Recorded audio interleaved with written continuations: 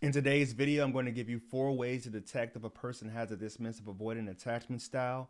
And hopefully you can detect these things early on in the relationship so you can decide whether this is the type of relationship that you want to continue to pursue or pour more energy into. But to set the stage, here's an email from a previous client of mine. Coach, 3 years ago, I was seeing a man whom I met at a coffee shop, and he was the one to approach me. He was exactly my type, tall, confident, loads of tattoos, and he carried himself with a lot of charm. The initial 4 months was some of the best times I've ever had with the man in my 45 years of being here.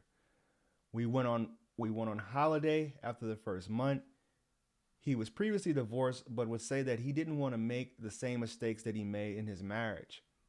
He was consistent with communication, would have vulnerable moments with me, but I could tell that he was holding back. Fast forward, let's just say that I've had a difficult time recovering from the relationship because to this day, I don't know exactly what happened. Then your video popped up on my home screen on YouTube and I clicked it because I was curious. You then proceeded to talk about the characteristics of someone with a dismissive avoidant attachment style, and my jaw hit the floor, which is why I reached out to you for a session. Everything began to make total sense. I think it's important to do a video about how to detect dismissive avoidance early because it could help people not get their life turned upside down. I made a mistake by taking the way that he showed up personally. Thanks again. Cheers.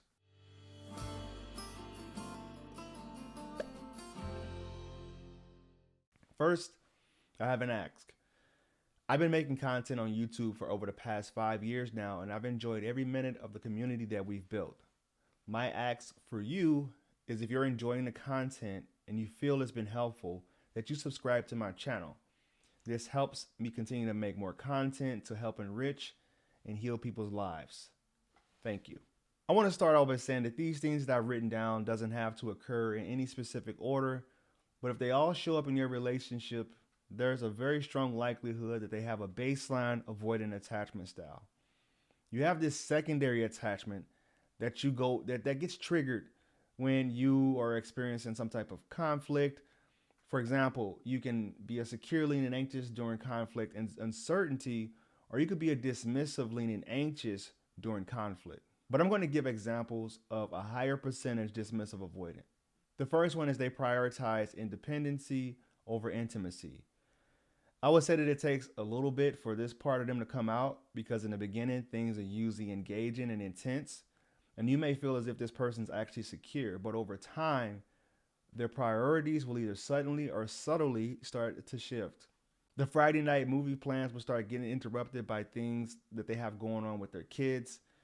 You'll start to see a wedge being placed between some of the normal routine things that you used to do together. That gym time that they switched to spend time with you will start to become more important again because they have neglected their gym partner for long enough. So when you text asking if you're still going to be doing dinner on Wednesday like you've done for the past 2 months and they don't respond, take that as a no. I have a theory, an analogy that I use called the relationship appetite. When an avoidant is out of a relationship, they have this growling belly for a connection. But it doesn't take long within that relationship for that belly to get filled and they're no longer hungry. Number two is they struggle with vulnerability and opening up. Once again, early on, you may see that they're able to tell you stories about their childhood, interactions that they had with their friends and their family, but over time, they seem to become a little bit more of a stranger and a little bit more secretive.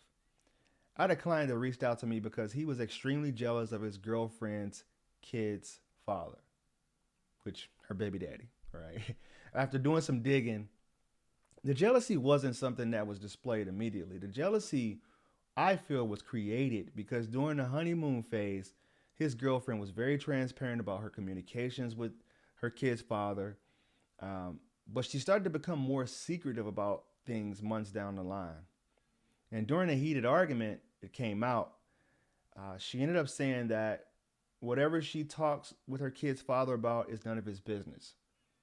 And that kind of seems suspicious to my client. You know, he was actually taken back because he was confused of why she was doing these things in the first place when she just changed up on him.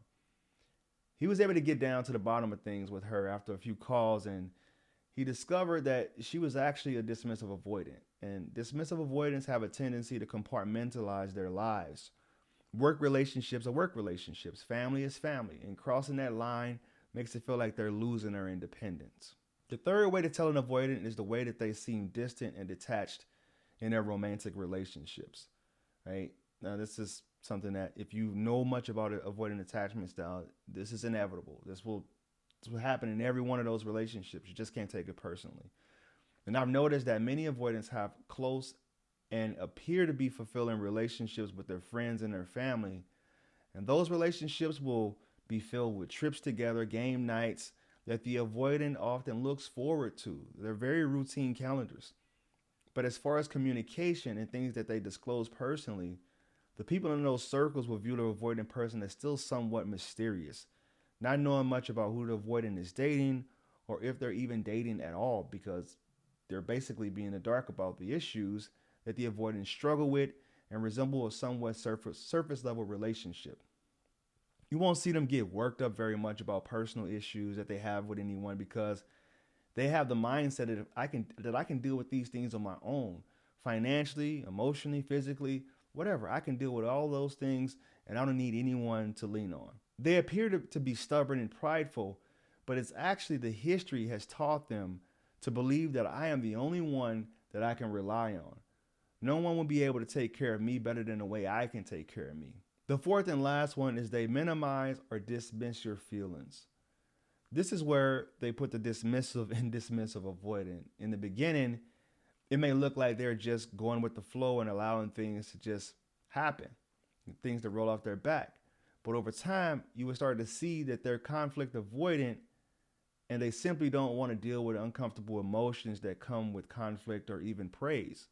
For example, let's say that something great's happened in their life, like receiving a promotion, and you call it out, praising them about whatever happened, the new salary, the promotion, the new responsibilities that come with that promotion. They may downplay it and say, it's not a big deal. It's not even worth talking about.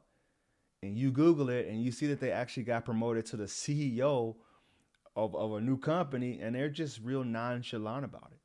Or even if you talk about something that's been bugging you about the relationship and they say something like, I think you're making this a bigger deal than what it actually is. It's actually nothing. You can see this sense of melancholy about them that almost feels depressing. It's an experience where if you push too much, they'll shut down. But if you don't push at all, you'll feel less fulfilled with a surface level relationship. It's important to remember that people are only going to do what you allow for them to do. You really set the dance in your relationship. So if a person isn't showing up in a way that you feel that you deserve, then it will be wise to take your talents elsewhere. Like, I don't know if you guys are into basketball in the NBA here in America. LeBron James said, I'm going to take my talent somewhere else. Because if they're showing up in an unhealthy way and you feel that you deserve better, it's time to take inventory of your sense of self-worth and most likely leave that relationship. So if you want my help personally, the quickest way to get into contact with me is through my website at www.fruitfulseeds with the Z at the end.com. And you can reach out to me on my other social media accounts. Instagram is I am Coach Court. TikTok is I.am.CoachCourt. Facebook is Coach Court. And right here on YouTube is Coach Court.